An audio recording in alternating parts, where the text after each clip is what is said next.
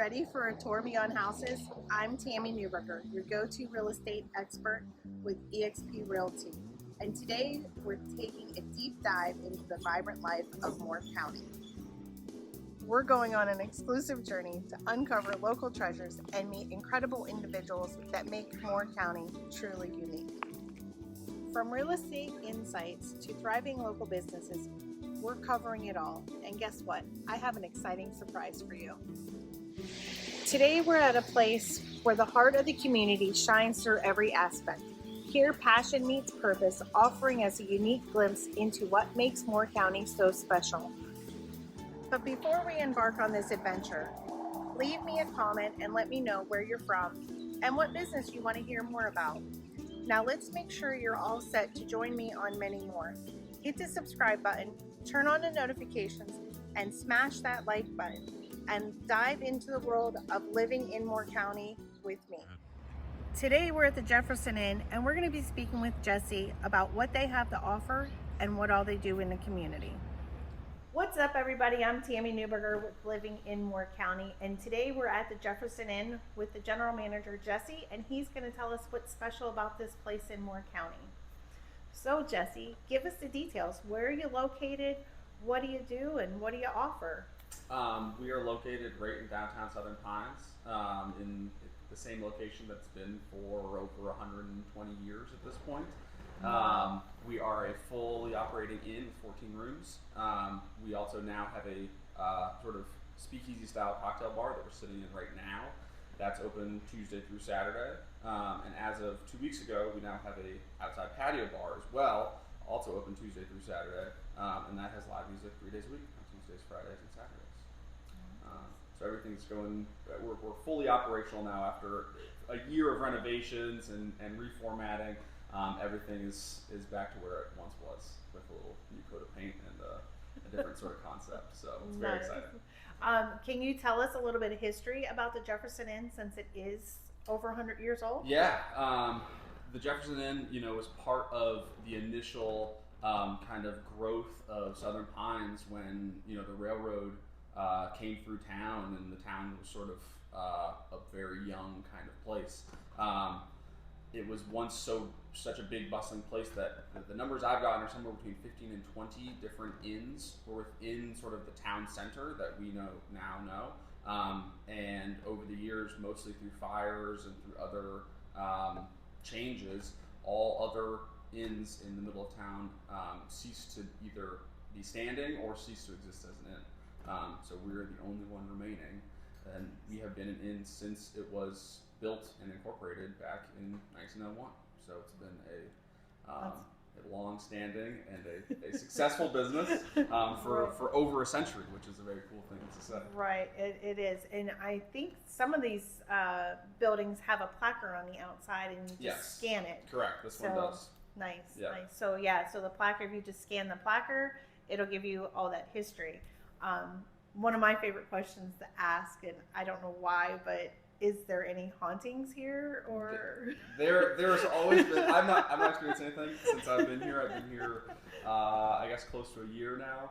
I haven't felt anything. It feels quite warm. I've been here late at night all by myself. It's felt welcoming, but there are routinely stories that sort of pop up here and there from people around town. I don't know the specifics of the haunting, but a woman I work with, she won't stay here. If she comes to town, she won't stay here because it freaks her out. So wow, that's cool. I hope that doesn't scare anyone off. No, there's people out there. Yeah. So I think it feels warm and nice here. Yeah. Where did the vision for the Jefferson Inn come from?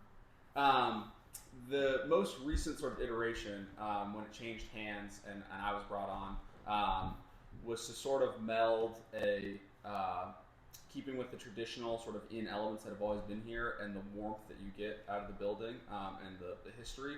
But we've sort of streamlined the check-in process. It's all done digitally now. So it sort of straddles this modern line for people who are trying to get away for a weekend and have a more intimate experience.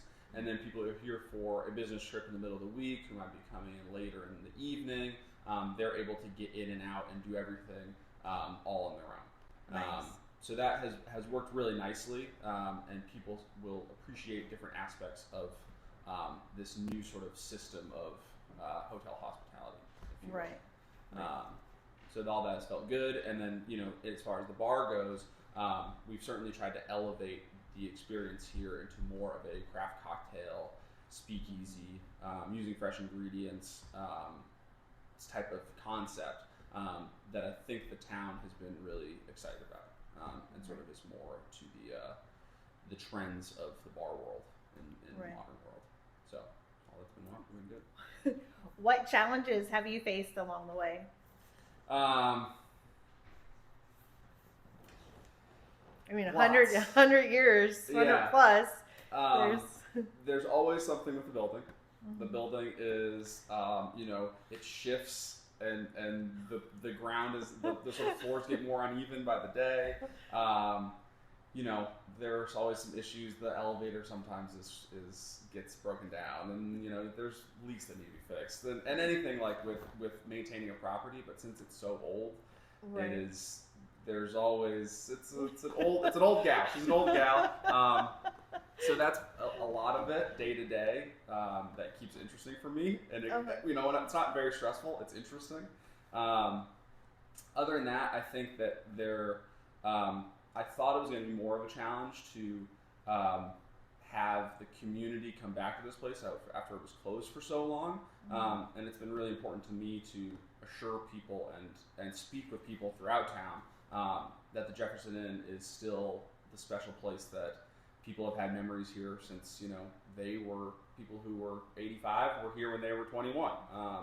So I have made a really point to continue the tradition and the continuity that this place has had, and people have been warm about it, which has been really exciting. Most of the changes, almost all the changes that we've made, people have really felt were positive. But that was something when I first came on board that I thought was going to be a hard sell, and I put a lot of energy into it, and that has turned out really well. So that's been a great part about it. As a business owner, general manager of this great establishment, who are some of the people that molded you? So I'm originally from Maine, and I worked managing bars and restaurants up in Portland, Maine for a long time. I definitely had a number of bosses that really instilled in me sort of like the true importance of genuine hospitality. There's one thing to sort of be a smiling face and to shake all the hands, and there's another thing to genuinely care about how someone is doing. And I think that's something that I've learned from people who are really naturally talented at it, and it's become something that I really take pride in. So that has been the main thing that I know is worth it, and that I've learned, where it's not just about managing the budget, making sure the lights are on. That type of thing is critical, especially now in my role. But when someone has their bags at the front door, to let them in and to show them where they're going, to ask them if they need anything, follow up with them later when you see them walking down the stairs. That type of thing has been a crucial part of my sort of philosophy. And like most importantly here, the people that I work with and my whole team has really embraced that, and they're those type of people as well. So I really feel like when guests come here, they get this like really what's the right word? Genuine experience with everyone they speak to. Everyone they speak to wants to know something about them, is glad that they're here, is very excited that they like the cocktail that they had, wants to know something, where they're off to on the next part of their trip. And so those type of things that were shown to me when I was a young, 20-something bartender, who in some ways, lots of things in the bar and restaurant world can just be about sort of making fast money. But the people that I've seen who are really successful, they realize that it was much, much more about that. Yeah. Learning those customers and what it is that you can offer them. Yeah, and not only is it, the way I see it, not only is it sort of the right thing to do, but it's the right business thing to do too, because then those people come back and they tell their friends, and they can't stop talking about it when they're with other people. and all those things sort of add up to something greater than the sum of its parts, Yeah. if you will. Yeah, they do. It makes a world of difference. What products and services do you offer the community, and what sets you apart from any other inns in the area? Well, certainly sort of the history and the authenticity of the building. You can go to a Days Inn or a Marriott or a Hilton, and they all can be pretty and they all can be well put together. But the type of you can't manufacture the history that exists in this building. It's something that is earned over time. And I've never worked in some place that feels so. If walls could talk, if you will, type of thing. Right. As soon as you come in. And depending on what room you're in, and they depending might. on what room you're in, exactly. You never know. So certainly that, our location in the middle of Southern Pines, if someone comes here for a weekend, if they, get a ride from Raleigh or from the airport and they get dropped here, they don't need to have a rental car. They can do everything that they would like to do within walking distance. They can go out to restaurants, they can stay out late, they can stumble home if they want, do whatever they want to do, and everything's within sort of a half mile, if not less. Right. Which is exceptional. And we still, people who come to town for the first time who don't know the geography, they step in and they ask where the nearest restaurant is, and we're like, oh, right, that one's good. This one's also good. If you walk just around the block, that one's great. And they're thrilled that they can sort of relax and they have their home base here, and it's always waiting for them. So those two things are great. And I think at this point now with the bar, our cocktail program and our bar program is unique for the area. We're really trying to do something that is different than other places in town, and provide an atmosphere. And the patio is when the weather's right, it's sort of one of the best music venues in the county, I would say. And that has been an exciting part, and people really they're surprised because it's unassuming. You're not really sure what's going on back there. And when people come in, they realize this is sort of also part of their experience here, and they're thrilled. Yeah. So that's a nice little aspect to it too. Yeah, nice. So what does your business contribute to the community? We do a lot of things. We've started doing monthly. We do a charity event out on the patio. That has been great. We did money for the Arts Council. We might do Habitat for Humanity next month, so that's been awesome. We've been really excited. We've been doing as many as we could, any donations and auctions that are around town for certain things for the community. We love to offer one of the suites as one of those possibilities. I've been in talks with the Rotary Club about doing their monthly meetings here, which I think would be a great sort of match for us. And in general, it's felt good to give back because the community cares so much about this place. That was shown to me as soon as I sort of got into this role, how much people had invested in this building. So I am trying to do everything I can to return the favor, if you will. With showing them that we also care about what's going on at all the other businesses. And I hope we can sort of continue to do that. It's been good for all of that. Now I know you said that you had just opened that new Speakeasy. What's the one drink on the menu that you suggest? What's your favorite? There's a lot of good drinks on the menu. Here's what I will say: we have a drink that has been our absolute bestseller. That is rave reviews. It's a delicious drink. It's sort of a vanilla lemon egg white sour. It's called lemon meringue. It sort of tastes like lemon meringue. But recently, one of our bartenders, Ashland, she created what's known as a clarified milk punch.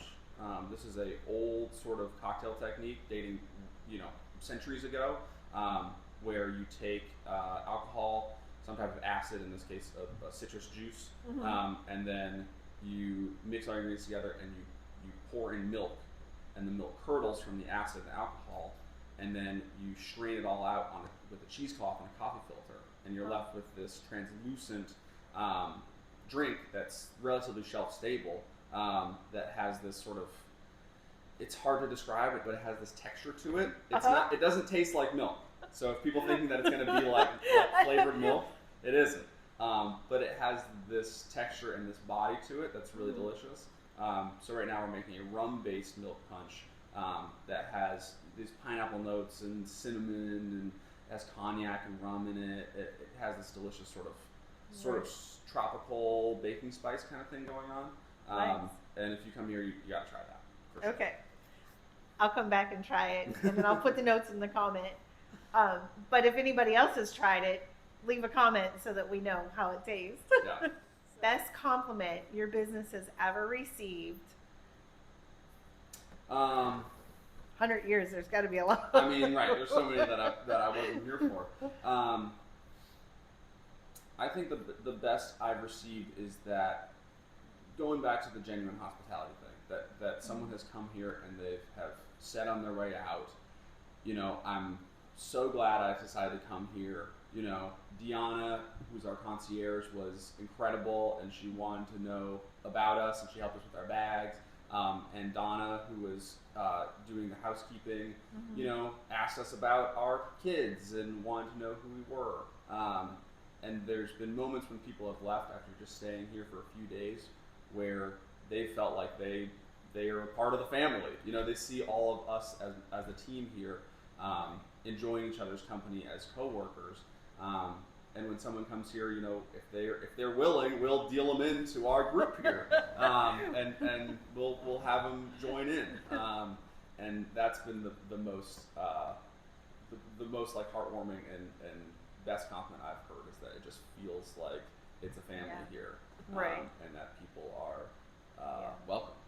And that's felt really, really good. Well, this is the third or fourth interview I've done with businesses, and that is the consistency with Moore County is just that genuine your family here. You know, so that's the nice thing about living in Moore County is that you know, we're so far apart in cities, little towns.